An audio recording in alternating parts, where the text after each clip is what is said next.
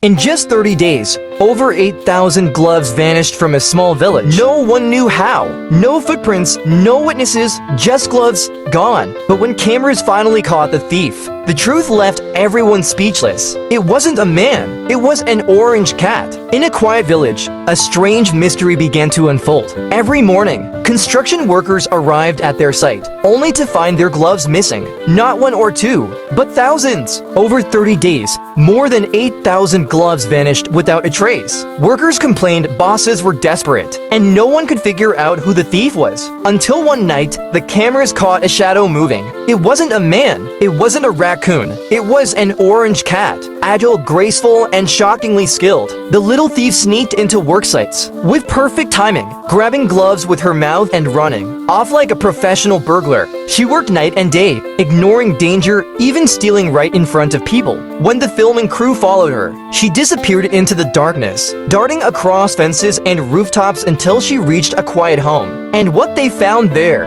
left everyone speechless. The yard was full of gloves, a mountain of them, in every color and shape: leather, cotton, rubber, hundreds stacked together like treasure. The mystery was finally solved, but the truth behind it was far more touching than anyone expected. A month earlier, this orange cat had shown up at the home of a kind woman, carrying a small kitten. The woman, moved by their hunger, fed them and gave them shelter. From that day, the cat never forgot her kindness. At first, she tried to thank her human friend in her own way, bringing mice and even pieces of food, laying them at the woman's feet like gifts. But when she saw the woman didn't like those, she watched carefully. The woman often worked in the garden, always wearing gloves. So the cat decided gloves must be her favorite thing. From that day on, the little orange cat began collecting gloves from every corner of the town, from construction sites, workshops, and backyards. Every night, she returned home proudly with one in her mouth, stacking them higher and higher, as if building a monument of love.